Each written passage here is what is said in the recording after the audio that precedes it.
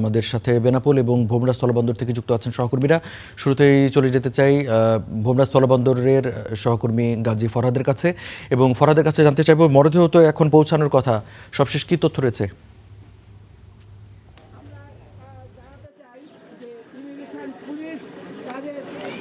আলিমুজ্জামান সাজুর যে মরদেহ সেটি কিন্তু এই মুহূর্তে হস্তান্তরের যে প্রক্রিয়া সেটি চলমান রয়েছে। আপনি দেখছেন যে তার পরিবারের সদস্যরা, বিজিবি, বিএসএফ এবং ভোমরা ইমিগ্রেশনের কর্মকর্তারা কিন্তু এই যে হস্তান্তরের কার্যক্রম সেটি এই মুহূর্তে শেষ করছে। তো এরপরেই এখানে আমরা প্রায় দেখেছি প্রায় 2 ঘন্টা ধরে কিন্তু ভারতীয় যে নিয়ম কানুন মেনে কিন্তু এই যে ফ্রিজিং করে তার মরদেহটি রাখা হয়েছিল, এই মুহূর্তে আনুষ্ঠানিকভাবে তার পরিবারের কাছে হস্তান্তরের যে প্রক্রিয়া সেটি চলমান রয়েছে। এর পরেই কিন্তু আমরা তার দাফন সহ অন্যান্য যে কার্যক্রম সেটি শুরু হবে। এর আগে আপনারা জানেন যে গত কয়েকদিন আগেই যে কলকাতায় 7 জন বাংলাদেশি নিহত হয়, সেখানে সাতক্ষীরার আলিমুজ্জামান ও নিহত হন। আলিমুজ্জামানের যে পরিবার তারা কিন্তু কয়েকদিন ধরে অপেক্ষায় ছিলেন যে শেষবারের মতো তাদের স্বজনের যে মরদেহ সেটি কখন তারা শেষবার দেখতে পাবেন, তার দাফনের যে কার্যক্রম সেটি কিভাবে তারা শেষ করবেন। তো সেই অপেক্ষার প্রহর কিন্তু গুনছিল তারা। আর সকাল থেকেই পরিবারের সদস্যরা কিন্তু ভোমরা স্থলবন্দরে উপস্থিত হয় এবং তারা অপেক্ষা করতে থাকে যে কখন তাদের মরদেহটি বুঝে পাবে। তো সেই ক্ষণ কিন্তু এখন এসে গেছে। অপেক্ষার প্রহর শেষ করে এখন কিন্তু স্বজনেরা তাদের যে মরদেহটি সেটি বুঝে নিচ্ছেন। আমরা দেখছি যে এখানে বিজিবি, বিএসএফ সহ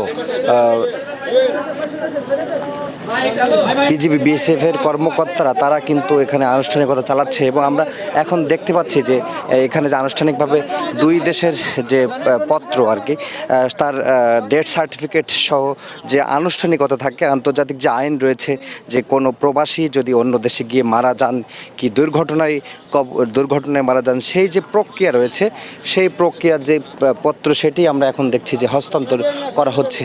আসলে আলিমুজ্জামান কিন্তু বিভিন্ন সামাজিক সংগঠন এবং সামাজিক বিভিন্ন কর্মকাণ্ডের সাথে জড়িত, যে কারণে আমরা তার বাড়িতে গিয়েছি এবং তার এলাকায় খোঁজখবর নিচ্ছি। অসংখ্য শুভাকাঙ্ক্ষী রয়েছে যারা দীর্ঘক্ষণ ধরে অপেক্ষা করছেন যে কখন শেষবারের মতো তাকে দেখবেন এবং তাকে শেষ বিদায় জানাবেন, সেই প্রহর তারা গুনছেন। এই মুহূর্তে আমরা ভোমরা স্থলবন্দরের যে আনুষ্ঠানিক কার্যক্রম মরদেহ হস্তান্তরের সেই কার্যক্রম আমরা দেখছি যে প্রায় শেষের দিকে। এখানে যে ভারতের যে ফ্রিজিং অ্যাম্বুলেন্সটি ছিল সেটি কিন্তু এই মুহূর্তে হস্তান্তর করলো। এখন বাংলাদেশ থেকে তার মরদেহ নেওয়ার জন্য যে অ্যাম্বুলেন্স রয়েছে সেই অ্যাম্বুলেন্সে তার কফিনটি তুলবে, সেই প্রক্রিয়া আমরা দেখছি যে চলমান রয়েছে। এই মুহূর্তে আমরা দেখতে পাচ্ছি যে তার কফিনটি কিন্তু খুলে দেখার চেষ্টা করছে পরিবারের সদস্যরা তার মরদেহটি। আসলে শেষবারের মতো দেখার যে অনুভূত সবার মধ্যে রয়েছে, সবাই তার স্বজনের যে মরদেহটি শেষবারের মতো দেখতে চায়। এই যে অপেক্ষা, আসলে একটি দেশে চিকিৎসার জন্য গেল এবং সেখানে যে মৃত্যুবরণ করলো, তারপরে আবার 3-4 দিন ধরে সেখানে অপেক্ষা করে তারপরে স্বজনরা তার শেষবারের মতো যে দেখার যে সেটি কিন্তু এই মুহূর্তে নিচ্ছেন।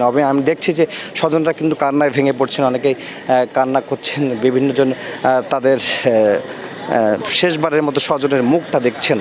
তো কফিনের মুখটা এই মুহূর্তে খোলা হয়েছে। সেখানে কিন্তু এখানে যারা তার স্বজনরা উপস্থিত হতে পেরেছেন তারা শুভাকাঙ্ক্ষীরা তারা কিন্তু তার মরদেহটি দেখছেন। তো এরপরেই কিন্তু আনুষ্ঠানিকভাবে আমরা জানি যে সাজুর বাড়িতে জোহরের নামাজের পরে তার জানাজা হওয়ার কথা ছিল, যদিও এখন যেহেতু 12টা 15 বাজে, তো এখান থেকে তার বাড়ি পর্যন্ত যেতে আরও 1 থেকে 1.5 ঘন্টা সময় লেগে যাবে, যে কারণে জোহরের নামাজের পরে কিন্তু তার জানাজা অনুষ্ঠিত হচ্ছে না।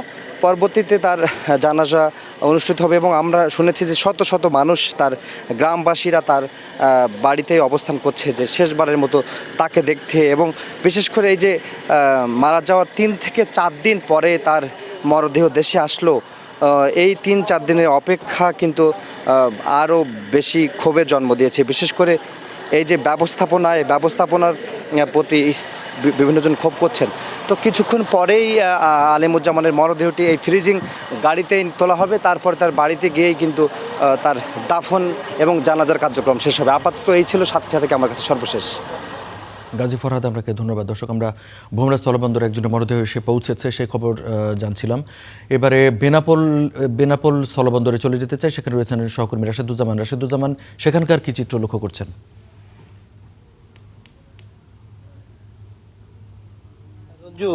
সাতক্ষীরা ভোমরা বন্দরে মরদেহটি পৌঁছালে এখানে যে সাংবাদিক দেবাশিস দত্ত সহ তার পরিবারের 4 জন এবং সাভারের যে আহমেদ বাবুর যে 5টি মরদেহ এখন পর্যন্ত এখানে কোনো তথ্যই আমাদেরকে দিতে পারেনি এখানকার কর্তৃপক্ষ। তবে তবে তবে দেবাশিস দত্ত যে পরিবার রয়েছে তাদের সাথে আমরা যোগাযোগ করার চেষ্টা করেছিলাম। তার বাবা মা এতটাই অসুস্থ যে আমাদের সাথে একেবারেই কথা বলতে পারেনি। তার বোনও অসুস্থ, তার বোনও জানেন না যে তার ভাই সহ তার ভাবি এবং তার ভাতিজি মারা গেছে, এটা তারা জানেন না। তো দেবাশিস যারা সহকর্মী রয়েছেন কুষ্টিয়া, তাদের সাথে আমরা জানার চেষ্টা করছিলাম, কারণ তারাই এই লাশটি গ্রহণ করবে। তারা 500 জন সাংবাদিক কুষ্টিয়া প্রেস ক্লাব থেকে রওনা দিয়েছেন। যশোরে তারা কিছুক্ষণ আগে পৌঁছেছেন, কিছুক্ষণের মধ্যে হয়তো এখানে পৌঁছাবেন। তো তারাই এই মরদেহগুলো গ্রহণ করবেন বলে আমরা জানতে পেরেছি। তারা বলছেন যে আধা ঘন্টা আগে ঠিক যে প্রক্রিয়াগুলো ছিল কলকাতার পুলিশ, হাই কমিশন সবগুলোই তারা সম্পন্ন করেছে এবং আধা ঘন্টা আগে এই লাশগুলো রওনা দিয়ে এই মরদেহগুলো নিয়েই রওনা দিয়েছে বলে অ্যাম্বুলেন্স যোগে এটি আমরা জানতে পেরেছি। তবে এখানকার যারা স্থানীয় রয়েছেন, যারা কর্তৃপক্ষ রয়েছে, তারা বলছেন যদি আধা ঘন্টা আগেও রওনা দেয় এই মরদেহগুলো পৌঁছাতে আরো 1.5 থেকে 2 ঘন্টা সময় লাগতে পারে। অর্থাৎ বলা যায় যে 2টার পরই হয়তো 2টা বা 3টার মধ্যে এই মরদেহগুলো এখানে এসে পৌঁছাবে, তার পরবর্তী প্রক্রিয়াগুলো শুরু হবে। এদিকে দীর্ঘ সময় ধরে যে মরদেহগুলো তার পরিবারের কাছে হস্তান্তর করা না হয়, বিশেষ করে সাভারের আহমেদ বাবুর যে পরিবার রয়েছে, তারা গতকালকে রাত থেকে একটি অ্যাম্বুলেন্স নিয়ে লাশবাহী অ্যাম্বুলেন্স নিয়ে এখানে অবস্থান করছেন। তারা একটু ক্ষোভ প্রকাশ করছেন এবং তারা কিন্তু এখন পর্যন্ত এখানে আসেননি। তারা বলছেন যে তাদের কাছে যতক্ষণ না পর্যন্ত কাগজপত্র পৌঁছাবে তারা কারোর সাথে কোনো কথা বলবে না। তারা চান যে দ্রুত সেই মরদেহটি হস্তান্তর করতে। আমরা ঠিক আমাদের এই যারা সহকর্মী দেবাশিস দত্ত যারা সহকর্মী রয়েছেন তারাও কিন্তু ক্ষোভ প্রকাশ করেছেন যে কেন এই হস্তান্তরের প্রক্রিয়াটি এত দেরি হচ্ছে। এই জন্য যেমন পরিবার এবং যারা সহকর্মী রয়েছে তাদের মধ্যেই কিন্তু বিরাট একটা ক্ষোভ আমরা লক্ষ্য করছি। আমরা আরেকটা বিষয় জানিয়ে রাখি যে দেবাশিসের যে স্ত্রী আফসানা শারমিন মনীষা বেশ কিছুদিন থেকে রক্ত জটিলতায় তিনি ভুগছিলেন। তাকে ঢাকাতে বিভিন্ন জায়গায় চিকিৎসা করানো হচ্ছিল। ইতিমধ্যে তার যে সন্তান 3 বছরের যে সন্তান, তার নাম স্বর্ণশীষ দত্ত, সে অসুস্থ হয়ে পড়ে। তখন 3 আগস্ট তাদেরকে নিয়ে তার শ্বশুর আকরাম হোসেন সহ সপরিবারে তারা ভারতে যান।